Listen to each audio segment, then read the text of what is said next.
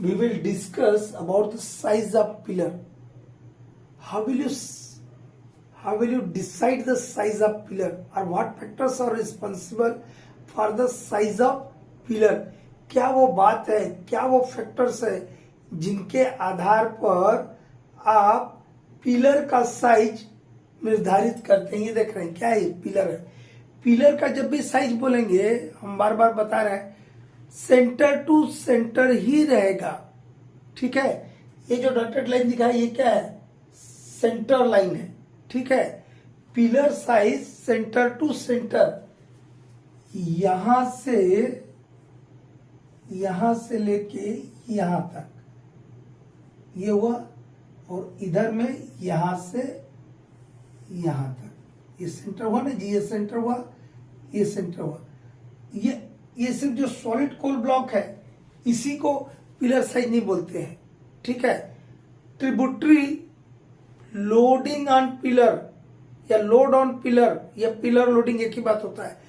उसका जब एक मेथड है ट्रिब्यूटरी मेथड, उसको आप समझिएगा तब आपको समझ आएगा कि ये सिर्फ ये अंदर वाला जो सॉलिड कोल ब्लॉक है उसी को साइज काहे नहीं लिया, यहां से काहे लिया।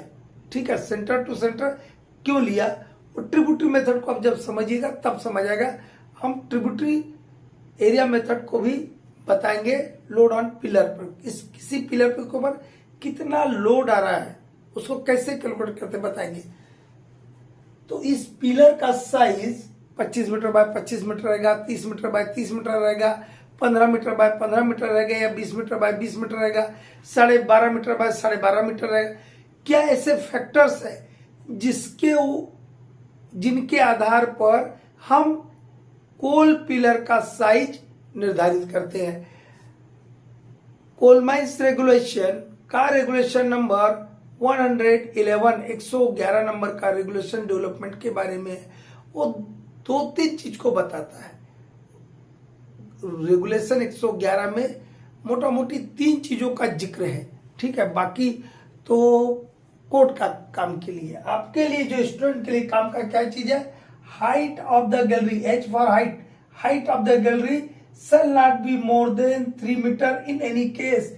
किसी भी परिस्थिति में गैलरी का हाइट 3 मीटर से ज्यादा नहीं रहेगा। स्टूडेंट के लिए जरूरी है, कॉम्पिटेटिव एग्जाम के लिए उससे भी जरूरी है, एकदम इसमें बैठा लीजिए। And width of gallery should not be और shall not be more than 4.8 metre. हम कई बार बोले हैं कि प्रेशर आर्क थ्योरी वाला मेरा वीडियो देखिएगा, वहां बताए हैं कि 4.8 मीटर से ज्यादा गैलरी की चौड़ाई या स्पेन ऑफ गैलरी या width of gallery, Spain of gallery width of gallery की बात क्यों नहीं रखना चाहिए, लेकिन आज यहाँ बताएंगे, फिर एक बार बता देंगे। ठीक है, ये चीज दिया, और तीसरा चीज दिया साइज ऑफ पिलर। तीसरा चीज क्या दिया है, साइज ऑफ पिलर बताया है। ठीक है, और किस आधार पे रेगुलेशन 111 में साइज ऑफ पिलर बताया है, ये पहले 2 फैक्टर के ऊपर, depth and Spain of gallery. Spain of gallery means width of gallery. ये 2 बात के आधार पर रेगुलेशन 111 में साइज ऑफ पिलर बनाने के लिए हमको कोल माइंस रेगुलेशन निर्देशित करता है। ठीक है, तो फिर ये 5 पॉइंट हम काहे लेके बैठे हैं, एक छोटा सा एग्जांपल सुनिएगा। पुलिस एडमिनिस्ट्रेशन होता है काहे के लिए, जनरल सिक्योरिटी के लिए। ठीक है, मेरा घर है, पुलिस तो मोटा मोटी देखेगा, मेरा घर है तो मेरे घर की सुरक्षा कैसे हो, इसका बंदोबस्त किसका जिम्मेदारी, मेरा जिम्मेदारी, कि सोने के पहले ताला लगा दिया जाए, खिड़की दरवाजे बंद कर दिया जाए। ठीक है, ये सारी प्रिकॉशनरी मेजर्स है क्योंकि मेरा अपना है। तो कोल माइंस रेगुलेशन ने आपको 2 पैरामीटर के आधार पे तो पिलर साइज करने के लिए डिसाइड करने के लिए बोल दिया, लेकिन आपको माइन चलाना, आप माइन मैनेजमेंट है, आपका ड्यूटी है कि वो 2 फैक्टर को तो आपको मानना ही है, क्योंकि वो स्टैट्यूटरी बाइंडिंग आपके लिए कानूनी बंधन है। स्टैट्यूटरी बाइंडिंग मतलब कानूनी बंधन है, वो तो करना ही है आपको, उससे हट नहीं सकते। उसके अलावा आप क्या कर सकते हैं ताकि पिलर का स्ट्रेंथ बना रहे।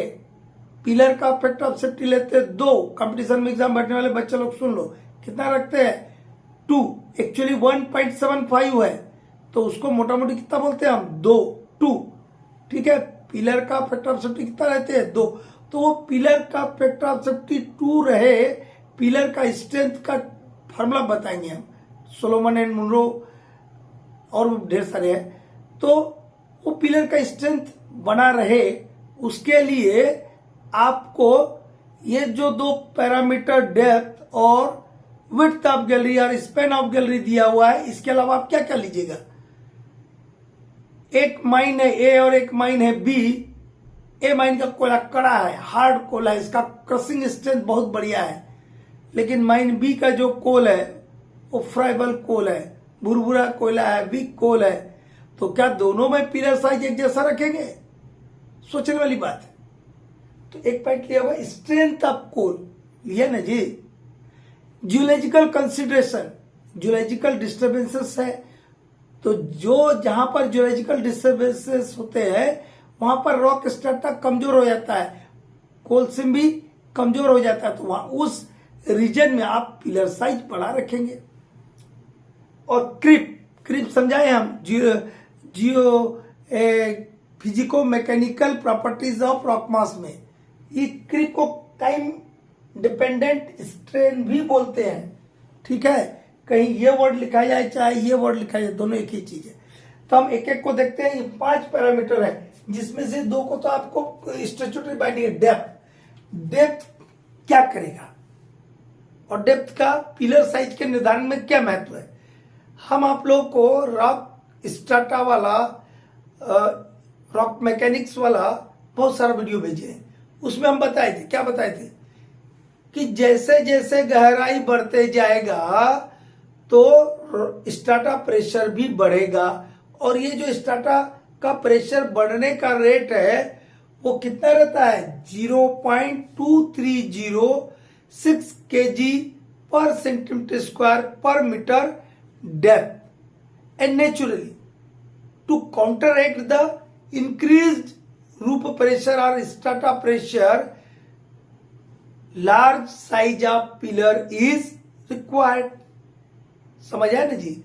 हम जैसे पृथ्वी के नीचे जाएंगे, गहराई में जाएंगे, तो स्ट्राटा का दबाव जो है, प्रेशर जो बढ़ता चला जाता है। और ये स्ट्राटा का प्रेशर बढ़ने का दर कितना होगा 0.2306 kg पर सेंटीमीटर स्क्वायर पर मीटर डेप्थ।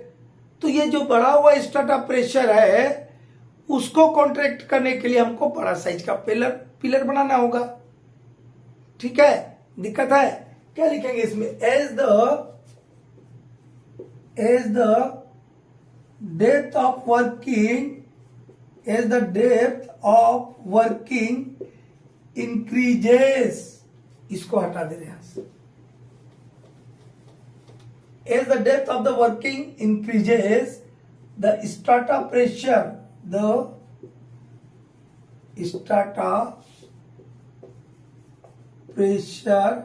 increases। जैसे जैसे हम नीचे जाएंगे तो स्ट्राटा प्रेशर बढ़ेगा। द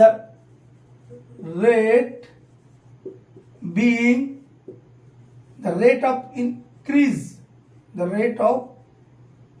जो बढ़ने का प्रेशर का दर है, the rate of increase being 0.2306 kg पर सेंटीमीटर स्क्वायर पर metre depth. to support the increased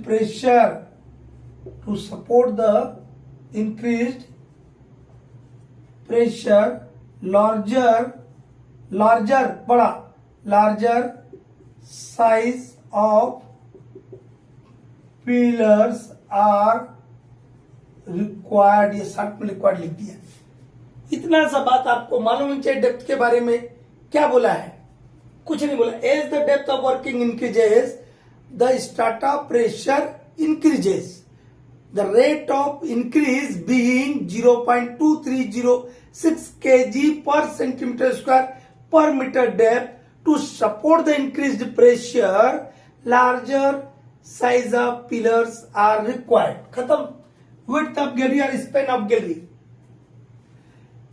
width का क्या रोल है, हम आपको पूरा ये यहां देखिएगा, पूरा रॉक मैकेनिक्स अभी नहीं समझा सकते इसमें, और ना प्रेशर आर्क थ्योरी समझा सकते, थोड़ा सा हमने लिया है। देखिए ऊपर से जो प्रेशर आता है उसको बोलते हैं कंप्रेसिव प्रेशर, और कंप्रेसिव प्रेशर ये वर्टिकली लगता है, और साइड से जो प्रेशर लगता है उसको बोलते हैं लेटरल प्रेशर। इसको P2 नाम दे दिया, इसका P1 दे दिया। अब देखिए ये जो है ये वाला पोर्शन को देखिएगा, ये मैंने एक गैलरी चलाया, क्या किया, एक गैलरी चलाया, रास्ता बनाया, कोल सिम में रास्ता बनाया, ठीक है, उसी को ना गैलरी बोलते हैं। ये गैलरी चलाया, यहां से प्रेशर आ रहा था, ठीक है, ये देखिएगा ये वाला यहां से आ रहा था, लेकिन नीचे से क्या किया आपने, ये देखिएगा ये एक के ऊपर एक था, ठीक है, और ये बहुत बड़ा चीज है, और हमने ये जो मेरा हाथ था इसको हटा दिया, तो क्या होगा, अब यहां जो प्रेशर लग रहा था, अब यहाँ खाली जगह होगा, खाली जगह में प्रेशर नहीं जाएगा। कोई भी चीज को चलने के लिए क्या चाहिए, मीडियम चाहिए, तो मीडियम ही आपने यहां से हटा लिया, कोयला निकाल लिया डेवलपमेंट के टाइम, तो ये प्रेशर क्या हो गया, ऐसा डिफ्लेक्ट हो गया, ये वाला ऐसा सीधा लगना था, ये थोड़ा सा डिफ्लेक्ट हुआ, और यहीं पे आप लोग को याद होगा तो सी लिखा होगा, ठीक है, कंसंट्रेशन ऑफ प्रेशर, जिसको एबटमेंट प्रेशर बोल रहे थे, ठीक है। तो ये हुआ, इधर जो प्रेशर रहेगा वो जैसा का वैसा सीधा आ जाएगा, इधर रीडिस्ट्रीब्यूशन ऑफ प्रेशर नहीं होगा, ठीक है। तो क्या होगा, ये जो यहां जो कोलसिम का बेड है और ऊपर जो रॉक बेड है वो अपने ही वेट से झुकने लगता है, और झुक के एक दूसरे से अलग होने की प्रवृत्ति रखता है, उसी को बोलते हैं बेड सेपरेशन। देखिएगा यहाँ हल्का हल्का दिखाया हमने, इससे दिख रहा है वहां से वीडियो में, मतलब क्या हुआ, ये आपका बेड था ये वाला, लेकिन ये बेड कैसा हो गया, ऐसा हल्का हल्का सेग हो गया, झुक गया, ये ऐसा हल्का हल्का झुक गया, ओरिजिनल आपका बेड ये था।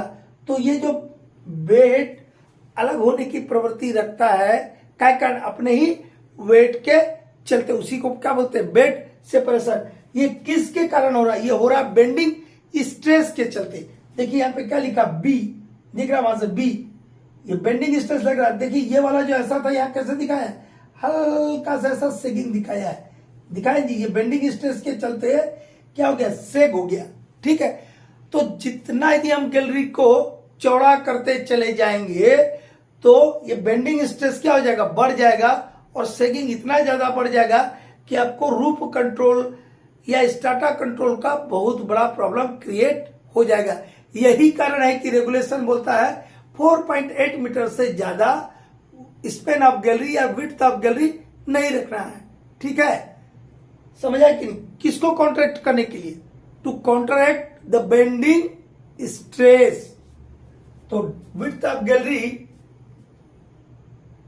क्यों 4.8 मीटर तक लिमिट रखता है, to contract the bending stress. अब जैसे जैसे गैलरी चौड़ा होता जाएगा तो बेंडिंग स्ट्रेस बढ़ रहा है, तो बेंडिंग स्ट्रेस बढ़ रहा है तो हमको पिलर का साइज भी कैसा रखना होगा, बड़ा रखना होगा।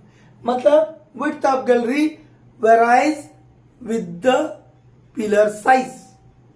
यदि विड्थ ऑफ गैलरी बढ़ रहा है तो आपका पिलर साइज भी बड़ा हो जाएगा, ठीक है। इतना ही यहां लिख देना है, कुछ नहीं लिखना। Strength of coal seams with weak coal requires larger size of pillars, इतना इसमें लिख के छोड़ दिए। Geological consideration, near the geological disturbances like faults larger pillars are required. Why? Because near the fault there is a weak planes and there may be the chances of roof fall, side fall, and to counteract that problem we have to make larger size of pillar. Keep a time dependent strain, इसको हम वहां पे बहुत बढ़िया समझाते हैं, आप 2 line बता रहे हैं।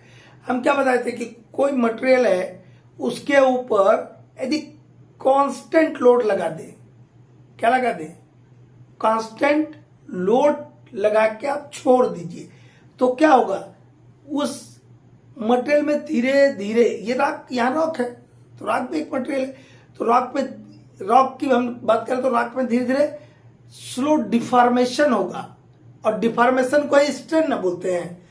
तो slow deformation under constant load is known as creep, is known as creep, और time dependent strain. Time dependent क्यों बोल दिया स्ट्रेन? ऐसा स्ट्रेन जो समय के साथ पैदा हो रहा है, एक दिन में ही वो नहीं हो गया। क्या बोल रहा हूं स्टार्टिंग में, slow deformation under constant load is known as creep. समय के साथ कांस्टेंट लोड था तो मेरे मुंडी पे एकदम लगातार रख दिया, 5 मिनट रखा तो थोड़ा बहुत सह लिया, लेकिन अब 2 दिन तक रख दिया तो क्या होगा, धीरे धीरे बैठे नहीं जाएगा। ठीक है, तो वही चीज है टाइम डिपेंडेंट स्ट्रेन और क्रिप। ये तो जब हम देख लेंगे कि लंबे समय तक हम पिलर को खड़ा रखना है, स्टैंड रखना है, ठीक है, उसके बाद डिप्लोइंग करना है, डेवलपमेंट करने के बहुत दिन बाद डिप्लोइंग करना है, तो वहां पे क्रिप का प्रॉब्लम होगा। तो क्रिप को कॉन्ट्रैक्ट करने के लिए हम क्या करेंगे, लार्जर साइज के पिलर बनाएंगे। ये हुआ साइज ऑफ पिलर का निर्धारण करने का तरीका।